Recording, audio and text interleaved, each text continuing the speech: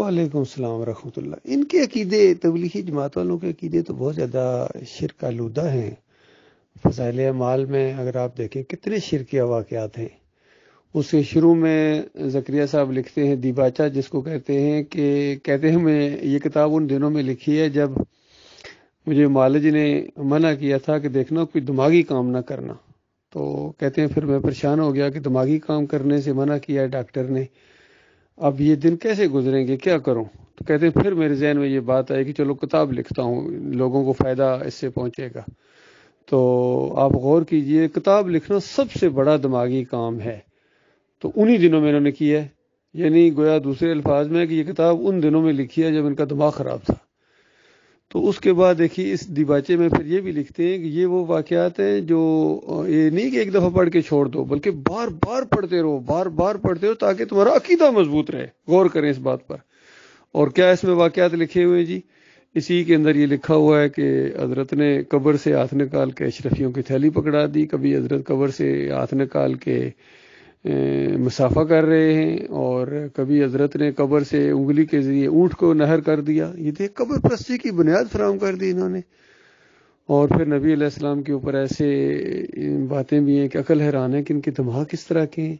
کہتے ہیں ایک صاحب تھے، وہ درود بہت پڑھتے تھے، تو کسی نے ان سے پوچھا یہ جو تم اتنا زیادہ ہر قدم کے اوپر درود پڑھتے ہو اس کی کیا وجہ ہے؟ کوئی شرعی حیثیت ہے یا اپنی طرف سے پڑھتے ہو؟ تو اس نے کہا اصل مسئلہ یہ ہے کہ میں اور میری ماں حج کے لیے جا رہے تھے اور راستے میں ماں کا انتقال ہو گیا، فوت ہو گئی، یعنی ان کا پیٹ پھول گیا، ورم پڑ گئے، منہ کالا ہو گیا، تو میں بہت زیادہ پریشانی میں ہوں۔ ایک تو ماں کا معاملہ ہے، پھر راستہ سفر، اب کیا کروں؟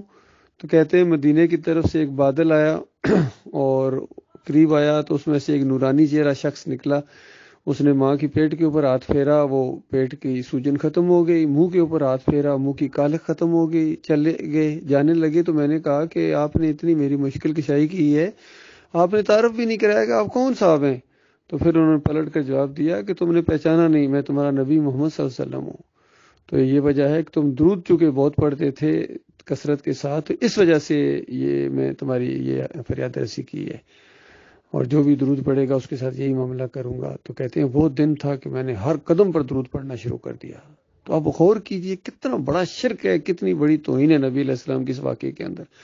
پہلی بات یہ ہے کہ نبی علیہ السلام عالم الغیب ہو گئے، اللہ کے ساتھ غیب جاننے والے بن گئے کہ فلاں جگہ ایک بندہ ہے، امتی ہے، اس کو مصیبت آ گئی ہے۔ پھر وہ آ کے انہوں نے اندازہ لگایا، حالانکہ عائشہ رضی اللہ تعالیٰ عنہ بیان کرتی ہیں قسم کھا کے کہ پوری زندگی نبی علیہ السلام نے کسی غیر محرم عورت کو ہاتھ نہیں لگایا ہے کبھی بھی۔ تو اس واقعے کے اندر پیٹ کے اوپر ہاتھ پھروا رہا یہ عالم دین صاحب، اور پھر مشکل کشائی بھی کر دی۔ پھر اندازہ لگائیے یہ کیا دین ہے ان کا۔ تو بہت زیادہ شرک ہیں ان واقعات کے اندر، شرک ہیں۔ مجھے ابھی تک یاد ہے تبلیغی جماعت والے ایک دفعہ درس دے رہے تھے وہاں کراچی یونیورسٹی کے اندر، تو میں ذرا ان کے قریب چلا گیا ایک دفعہ، تو باتیں ان کی میں سن رہا تھا، تو انہوں نے کہا کہ دیکھو ہم بھی وہی کلمہ پڑھتے ہیں جو صحابہ اکرام پڑھتے ہیں، اللہ تعالیٰ نے ان کو اتنی عزت دی، اور آج مسلمانوں کی کیا حالت ہے، اس لیے وقت نکالو اور تبلیغ کرو، یہ کرو وہ کرو۔ تو میں نے کہا کہ حضرت اگر آپ کی اجازت ہو تو کچھ بات عرض کروں؟ تو انہوں نے کہا ہاں بولیے۔ میں نے کہا اصل مسئلہ یہ کلمہ وہ بھی وہی پڑھتے تھے، لا الہ الا اللہ محمد رسول اللہ، اور ہم لوگ بھی وہی پڑھتے ہیں کلمہ لا الہ الا اللہ محمد رسول اللہ۔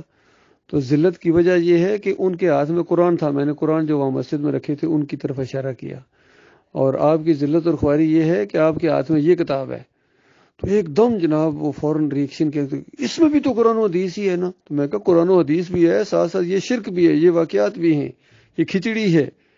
تو اس وجہ سے اللہ نے ذلیل و خوار کیا ہے، کتاب کے کچھ حصے کو مانتے اور کچھ حصے کو نہیں مانتے ہو، یعنی شرک جب آ جاتا ہے تو کتاب اللہ کا انکار ہو جاتا ہے۔ لیکن کبھی بھی انہوں نے یہ چیز نہیں مانی ہے، کبھی بھی انہوں نے قرآن سے درس نہیں دیا۔ یہاں بحرین میں بھی ایک دفعہ ایک ہمارے قریب آ رہے تھے صاحب، بعد میں وہ بلکہ ساتھی بھی بن گئے، اب ان کے اندر سے نکل رہے تھے، ان کا شرک وغیرہ جب بتایا تو کہتے ہیں ٹھیک ہے میں ذرا تحقیق کرتا ہوں۔ تو وہ ذرا سے روزے پر جب ان کے ساتھ گئے اور ان کی باری آئی جب پڑھنے کی، تو انہوں نے کہا بھائی میں یہ تبلیغی نصاب نہیں پڑھتا ہوں، میں تو بخاری کی جو کتاب ہے حدیثوں کی وہ پڑھوں گا، درس میں اس میں سے دوں گا۔ یقین کیجئے وہ چیخنا شروع ہو گئے ان کے امام، ان کے جو امیر تھے کہ بخاری کیوں لے گا، یہ کتاب کیا ہے اس کو۔ تو اس قدر بخاری سے چڑ ان کو، تو انہوں نے کہا میں نے درس دینا ہے، میں نے بس وہاں سے دینا ہے، مجھے اس میں سے شرکیہ باتیں بھی ہے، میں اس کو ہاتھ بھی لگانا یہ نہیں گوارا نہیں کرتا. تو بعد میں انہوں نے ذرا تیز لوگوں کا چلو کوئی بات نہیں آج دینے دو اس کو. اندازہ لگائیے ماحول دیکھو کہ اس طرح ان کے اندر یہ کتاب چلی گئی ہے دماغ کے اندر. اور کبھی کبھی کچھ لوگ ایسے ہوتے ہیں جو کہتے ہیں ہاں جی وہ کچھ شرکیہ واقعات تھے وہ ہم نے نکال دیے، حالانکہ نکالتے بھی رہتے ہیں کبھی کبھی پھر بھی بے شمار ہیں. تو میں ان کو کہتا ہوں کہ اگر اس کتاب میں سے سارے شرکیہ واقعات نکال بھی دو گے تو ظاہری بات پیچھے تو قرآن و حدیث رہ جائے گی، تو اس کے بعد زکریا صاحب کو جہنم سے کیسے نکالو گے؟ تو اس پر بڑی عجیب ان کے، کیونکہ شرک کرنے والا تو جہنم میں چلا گیا. اسی طرح لاہور میں ایک مسجد کے اندر ان کا حلقہ تھا، وہاں یہ تبلیغ وغیرہ کر رہے تھے، تو وہاں بھی بالکل اسی طریقے سے میں نے گفتگو کی. ان کے جو امیر تھے ان سے اجازت لے کے بات جب میں نے کی اور ان کے شرک وغیرہ بتایا تو ایک دم ریئیکشن کیا ان کا، کیوں آپ یہ باتیں کر رہے ہیں، کس نے آپ کو اجازت دی؟ اور میں کہا امیر صاحب نے اجازت دی، پوچھ لو. ان کا امیر تھا، ان کا ہاں میں نے ان کو کہا ہے. تو جب یہ ساری باتیں ان کے سامنے رکھی نہیں مان رہے تھے، پھر بھی دفعہ آپ اور چلا لگائیں، چند دن لگائیں، یہ کیا لگائیں بھائی بتائیے؟ جب تمہارے عقیدے کے اندر شرک ہے، تم شرک کی تبلیغ کر رہے ہو، تو کیا ساتھ شرک کی تبلیغ کریں؟ ایسا نہیں ہو سکتا ہے. تو اتنی دیر باتیں وہاں ہو رہی تھی، تو پھر ان کی کھانے کا ٹائم ہو گیا، تو ایک بلانے والا آیا کہ بھائی کھانا ریڈی ہے. تو آہستہ آہستہ سارے وہ اٹھنا شروع ہو گئے وہاں سے.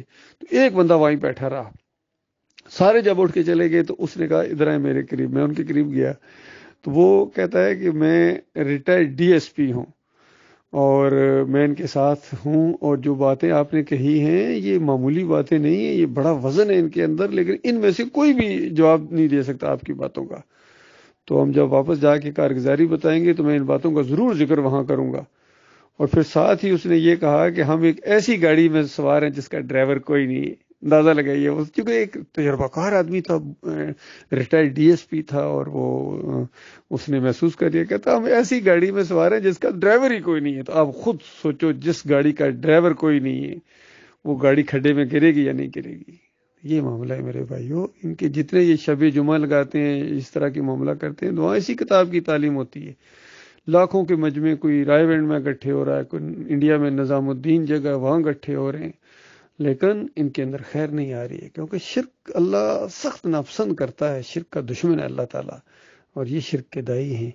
چاہے طارق جمیل ہوں، اور سارے اس جماعت کی تعریف کرتے ہیں، تقی عثمانی ہو، فضل الرحمان ہو، حتیٰ کہ ڈاکٹر اسرار نے بھی انہی کی سائڈ لی، سارے کرتے ہیں. تو اصل مسئلہ یہ ہے ہمارا، یہ ان سے اختلاف ہے. اور یہ بھائی سمجھتے نہیں، کہتے تم تبلیغ کو روکنا چاہتے ہو، ہم تبلیغ کو نہیں روکنا چاہتے، ہم کہتے ہیں تم اور زیادہ تبلیغ کرو، لیکن ایمان کی کرو، توحید کی کرو. تم تو شرک کی تبلیغ کرتے ہو، تو کیسے تمہارے اندر خیر آئے گی؟ ہرگز نہیں ہو سکتا یہ معاملہ. یہ مسئلہ ہے ان کا.